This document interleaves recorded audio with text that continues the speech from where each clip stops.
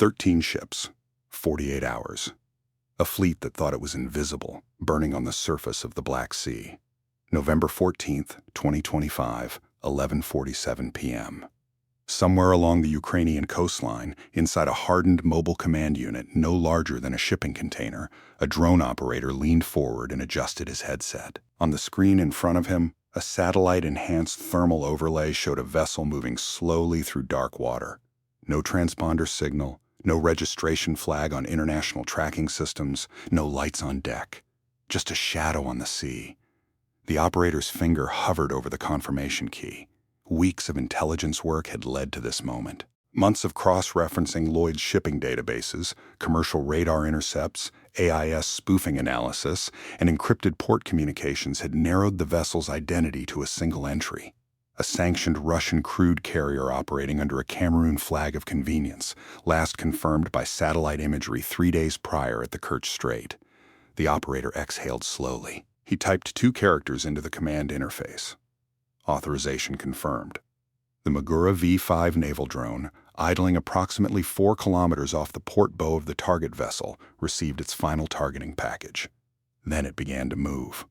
What followed over the next 48 hours was not a single battle. It was a campaign, methodical, pre-planned, executed with a precision that stunned military analysts from Kyiv to Washington. By the time the second day broke over the Black Sea, 13 vessels from Russia's shadow fleet had been struck. Tankers, dry cargo ships, a tugboat, each one a critical node in the logistical chain quietly sustaining Russia's wartime economy while Western sanctions tried to strangle it from the outside. I'm your host at Steel Horizon, where we analyze the battles that change wars. This is the story of how Ukraine turned the Black Sea into a graveyard, and why Russia never saw it coming. To understand what happened in those 48 hours, you have to understand what the shadow fleet actually is. Because Russia's answer to Western oil sanctions was not to stop selling oil. It was to make the oil invisible. After February 2022, the G7 nations imposed a price cap of $60 per barrel on Russian crude, backed by a ban on Western insurance, shipping services, and financial transactions supporting above-cap Russian oil. On paper, this was a devastating economic blow. In practice, Russia built a workaround fleet.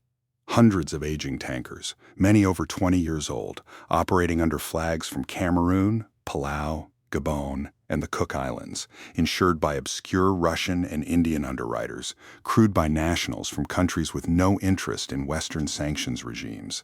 By mid-2025, analysts at Lloyd's List Intelligence estimated the shadow fleet had grown to over 500 vessels actively transporting Russian crude and oil products, moving upward of 3 million barrels per day. The money flowing through this network was funding Russian artillery shells, North Korean ammunition imports, Iranian drone components, and the salaries of hundreds of thousands of soldiers.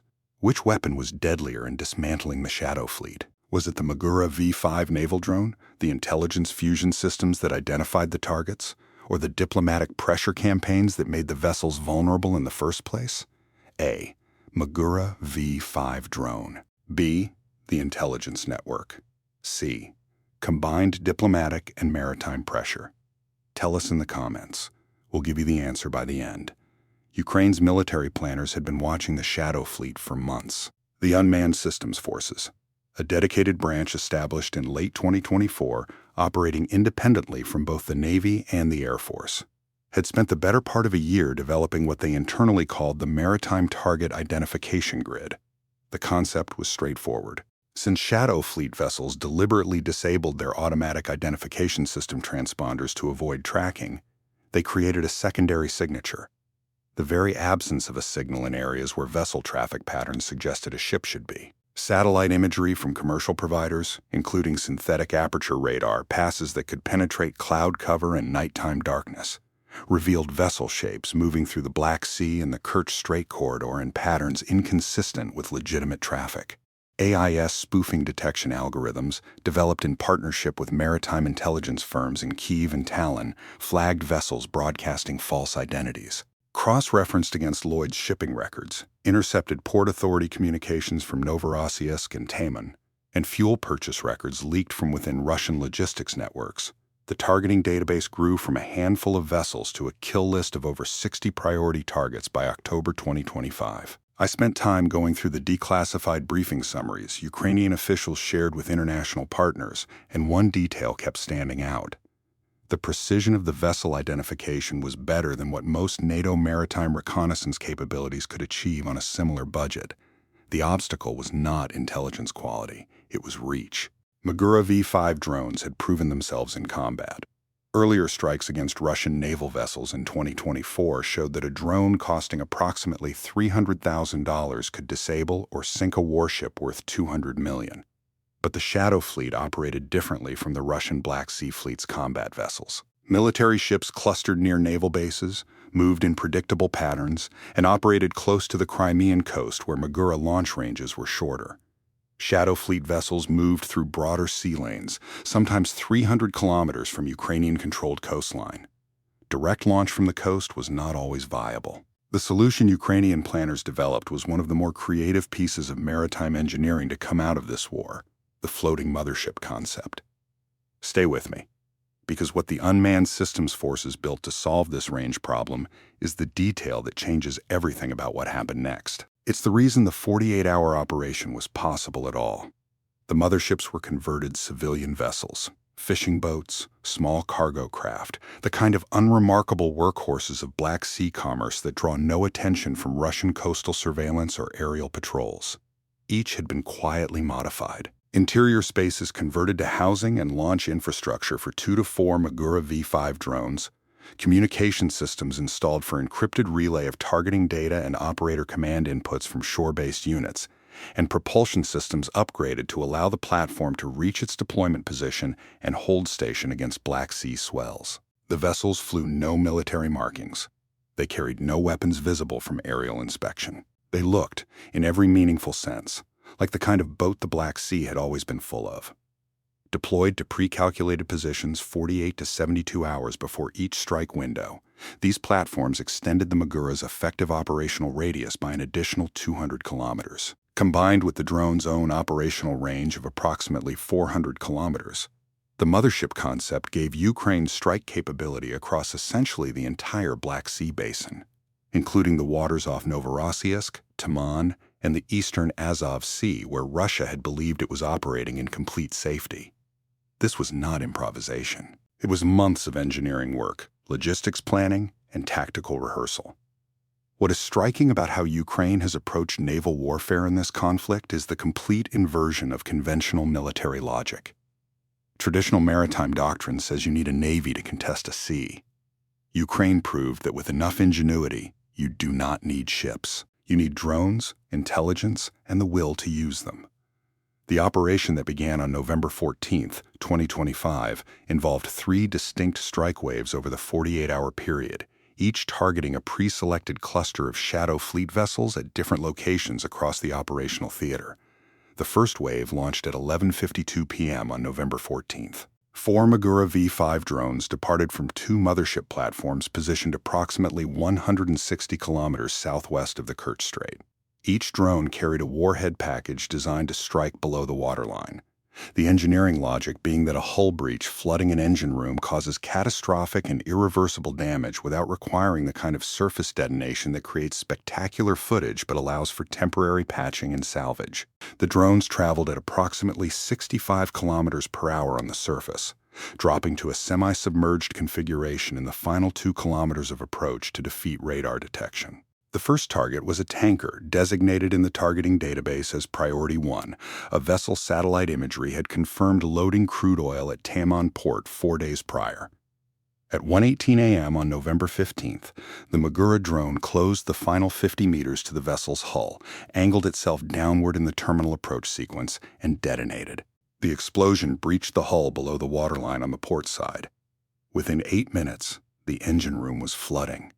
At 1:34 a.m., the crew of 19, nationals from India, the Philippines, and Georgia, began abandoning ship. Russian coastal patrol boats responded to the distress call approximately 40 minutes later, by which time the vessel had taken on enough water to list severely to port. The second strike target, a dry cargo vessel 2 hours sailing distance from the first, was struck at 2:47 a.m. Both vessels were confirmed total losses by satellite imagery the following morning. How many Shadow Fleet vessels did Ukrainian Magura drones strike in total during this 48-hour operation? A 9 vessels, B-13 vessels, C-17 vessels? Remember the answer? We'll come back to it at the end. The second strike wave launched at 6:15 a.m. on November 15th, as Ukrainian drone operators in the Shore Command Facility were reviewing footage from the first night's operations. This wave was larger. 7 Magura V5 drones deployed from 3 mothership platforms, targeting vessels at 3 separate locations simultaneously. The multi-vector approach was deliberate. Russian Black Sea Fleet Command, upon receiving reports of the first 2 strikes, had scrambled Ka-27PL anti-submarine and maritime patrol helicopters to search for the launch platforms. By coordinating strikes across widely separated locations at the same time, Ukrainian planners forced Russian search assets to divide their attention, making it functionally impossible to localize the motherships before the second wave completed its runs. Put yourself in the position of a Russian naval commander at 6:30 a.m. on November 15th. You have just received reports of 2 tankers sunk overnight. Your search helicopters have been flying for 3 hours without finding the launch platforms, and now you are receiving reports of strikes at 3 separate locations simultaneously, hundreds of kilometers apart. What do? The answer, for Russian Black Sea Fleet Command, was apparently to request additional patrol boats from Novorossiysk and accelerate the Ka-27 search patterns. Neither response was fast enough to matter. The second wave struck 5 vessels, a tanker carrying refined petroleum products, fuel that, had it reached its destination, would have powered Russian military vehicles on the front lines of Ukraine for weeks. 2 dry cargo ships whose manifests, later reconstructed from intercepted port communications, showed them loaded with industrial components bound for Russian defense manufacturing facilities, and 2 tugboats providing harbor assistance services at Taman port, whose destruction complicated Russian logistics operations at one of the key transshipment points for Black Sea trade. All 5 were struck within a 37-minute window beginning at 7:03 a.m. Russian emergency services recovered crews from 3 of the 5 vessels. 2 tugboats sank too quickly for effective rescue operations. The damage assessment released by Ukraine's security service 14 hours later, cross-verified by satellite imagery from commercial providers and confirmed by OSINT investigators tracking vessel movements in Lloyd's database, identified the 5 vessels by name and confirmed their status as total or severe losses. The economic value of the 5 ships, calculated at replacement cost for vessels of comparable age and capacity, was estimated at approximately $40 million. The cargo lost represented additional economic impact that Ukrainian officials declined to specify precisely, though analysts estimated the petroleum products alone represented tens of millions of dollars in export revenue. The reaction from Moscow was, characteristically, a combination of denial and outrage. Russian state media initially refused to acknowledge the strikes, describing reports of burning tankers as Ukrainian disinformation. Within 6 hours, as footage released by Ukraine's security service, grainy but identifiable, showing fireballs over dark water and the thermal signatures of vessels listing to one side, circulated internationally, the denial became untenable. Russian Foreign Ministry spokesperson Maria Zakharova described the strikes as terrorist attacks on civilian shipping, a characterization that struck maritime legal analysts as complicated, given that most of the targeted vessels were operating in violation of Western sanctions regimes and several had been identified in earlier OSINT investigations as having Russian state ownership behind their flag of convenience, registrations. Here is the take that will probably generate pushback. The legal complexity around whether these were legitimate military targets under international law is real, but it is also almost entirely irrelevant to the strategic outcome. Russia built the Shadow Fleet specifically to evade the consequences of international decisions. Ukraine used military means to impose consequences that international systems had failed to impose through sanctions. Whether the tugboats met every letter of the law for military targeting matters considerably less than the fact that Russia's workaround for the sanctions regime suddenly became dramatically more expensive to operate. The third and final strike wave of the 48-hour operation launched at 9:30 p.m. on November 15th. 6 drones, 3 remaining mothership platforms, 6 target vessels across 4 separate locations, including for the first time a cluster in the eastern Azov Sea.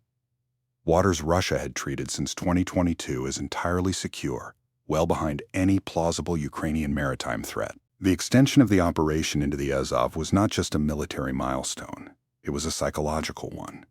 Russian logistics planners had routed significant shadow fleet traffic through Azov ports, Taganrog, Yeysk, and Temryuk, specifically because those locations were assumed to be beyond Ukrainian reach.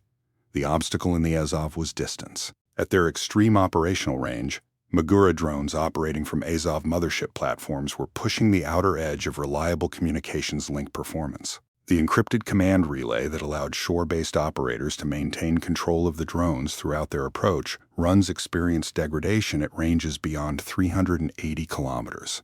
Ukrainian technical teams had spent 3 months developing a signal relay system, essentially a third layer between the shore command unit and the drone, using a small autonomous relay platform that positioned itself midway along the command link to maintain signal quality. The relay platforms themselves were barely larger than a surfboard, too small to register meaningfully on radar, and expendable. The system worked. The Azov strike package performed within expected parameters. Subscribe to Steel Horizon if you want to understand how modern warfare actually works. Because what Ukraine built in 12 months to solve a communications problem that would have taken a major NATO Navy years to develop is exactly the kind of story that defines this conflict. 6 drones launched into the Azov. 6 vessels struck. 5 confirmed as total losses by the following morning. The 6th, a cargo vessel struck below the waterline that managed to reach shallow water near Temryuk before sinking, was assessed as a constructive total loss given the water depth and the cost of salvage operations relative to the vessel's insured value, which was in any case being handled by a Russian underwriter that itself operated under sanctions. By 6 a.m. on November 16th, the 48-hour operation was complete. 13 vessels struck. 11 confirmed total losses. 2 confirmed severe damage requiring extended repairs. 0 Ukrainian personnel casualties. The Unmanned Systems Forces drone operators had rotated through 8-hour shifts across the entire operation, with fresh crews taking over control handoffs at each mothership platform. The Shore Command facility had processed over 3,000 individual telemetry data points, managed 6 encrypted command relay channels simultaneously at peak operational tempo, and provided real-time targeting updates to drone operators as satellite imagery refreshes showed vessel movements differing from pre-mission prediction models. If you think innovation in maritime drone warfare is reshaping the strategic calculus of this conflict, type Steel Horizon in the comments, because the next development in this story will change how you think about what came after. The Russian response to the 48-hour operation unfolded on 2 tracks simultaneously: military and diplomatic. On the military side, Black Sea Fleet Command issued emergency routing restrictions for all vessels operating under Russian state logistics contracts, requiring convoys of 2 or more vessels accompanied by patrol boat escort for any movement in waters south of the 45th parallel. The practical effect was to dramatically slow shadow fleet operations. A vessel that previously could run independently from Novorossiysk to its destination could now only move within a protected convoy, constrained by the availability of escort vessels and the scheduling requirements of operating multiple ships together. By late November 2025, Ukrainian intelligence analysts tracking AIS spoofing signatures and satellite imagery had assessed a reduction of approximately 40% in Black Sea shadow fleet movement volumes compared to the October baseline. The most surprising thing about this operation is not the destruction of 13 vessels. It is what happened to Russia's shadow fleet routing afterward. Within 6 weeks, insurers and operators providing services to the shadow fleet, even those outside Western sanctions jurisdiction, began demanding significantly higher risk premiums. The operation had demonstrated that no part of the Black Sea was safe, including the Azov. The insurance market response made the economics of shadow fleet operations materially worse, even for vessels that were never directly targeted.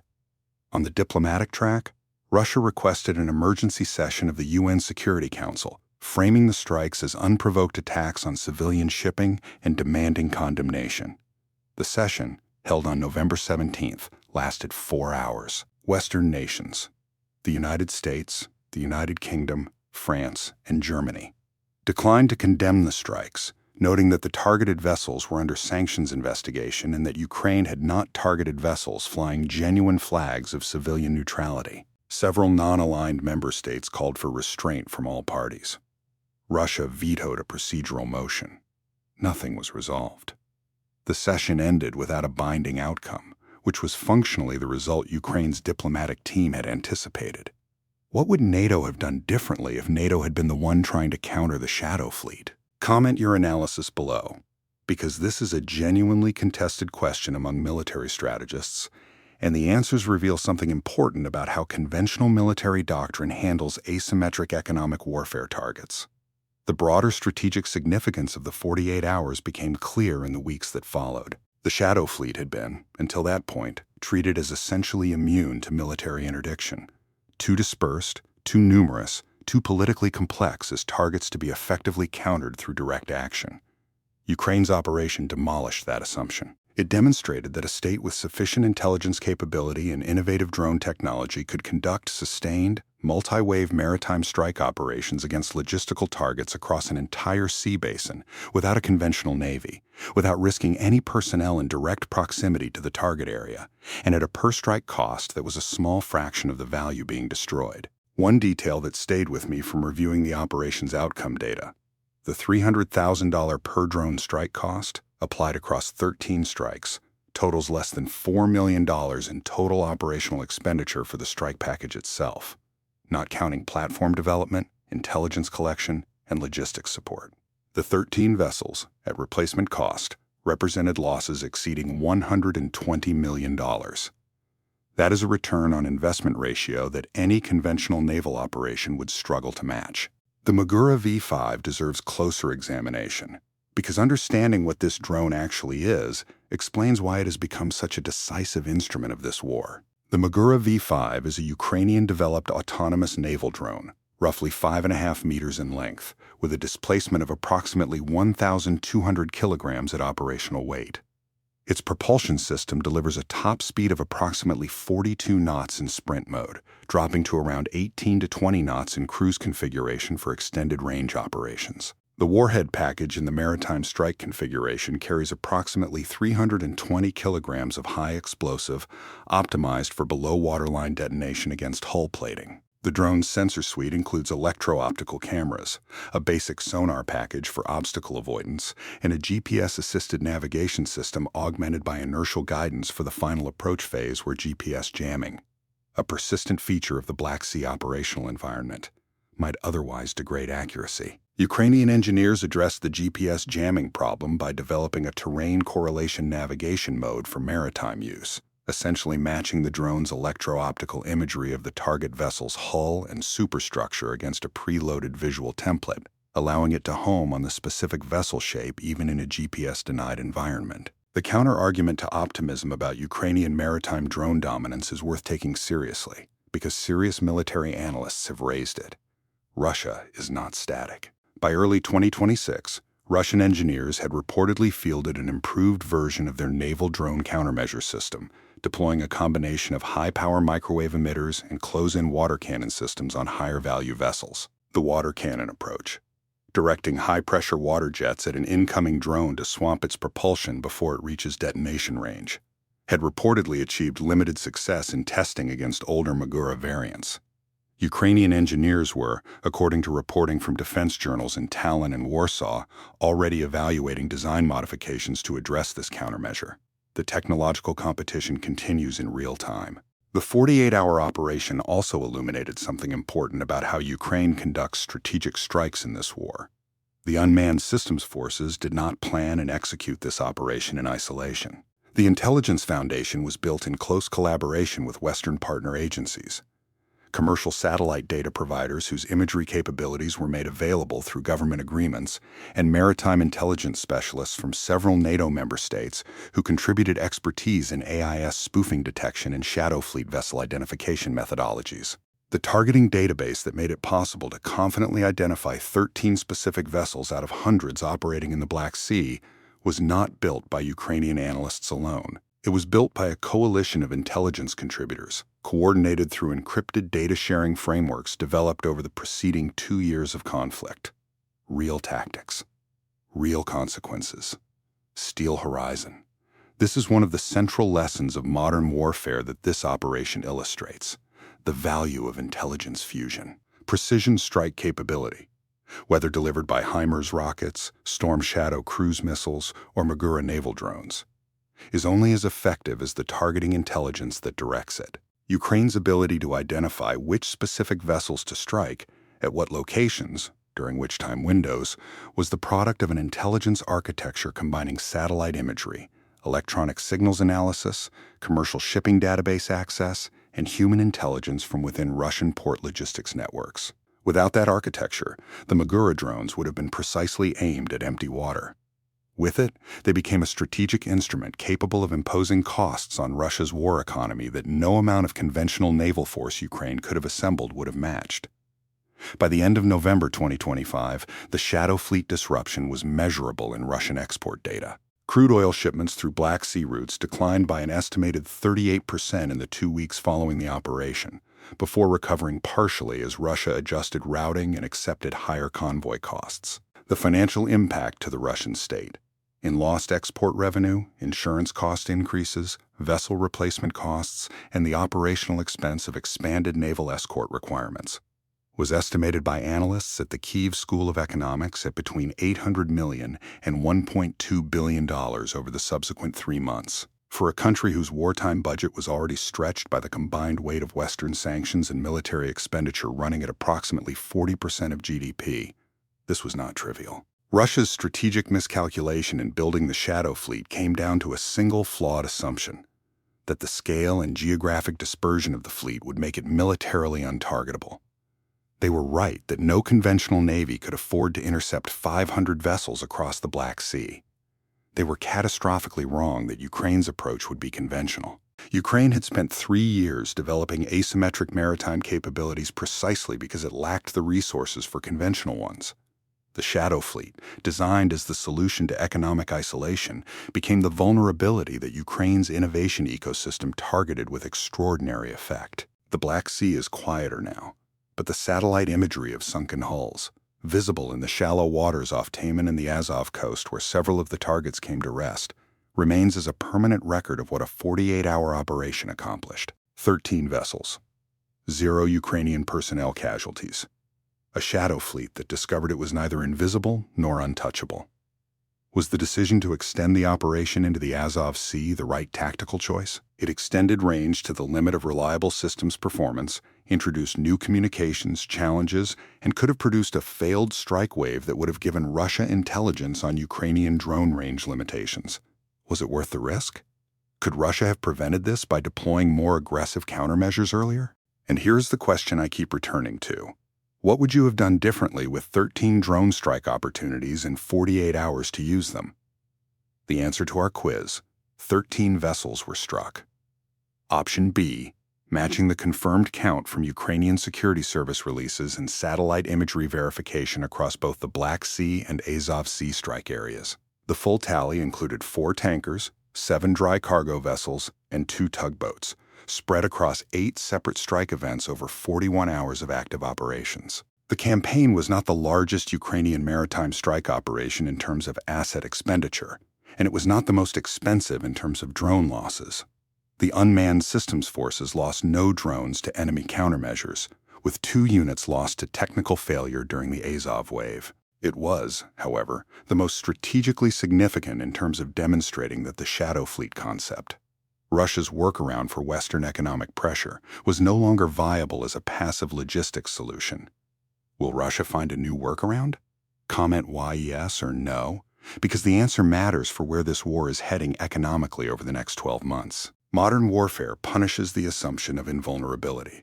It punishes the belief that if something has worked so far, it will continue to work. Russia's Shadow Fleet worked for 3 years as an economic lifeline precisely because no adversary had the combination of intelligence capability and strike reach to challenge it effectively. Ukraine built both, and in 48 hours in November 2025, it demonstrated what that capability could do. Subscribe to Steel Horizon, because we break down the battles that textbooks will study for decades. The Black Sea is quiet now, but the wrecks remain. Silent reminders that in modern warfare, no fleet is beyond reach. Not a navy, not a fleet of tankers, not a convoy of smugglers funding a war. Ukraine proved that in 48 hours, and Russia is still calculating the full cost.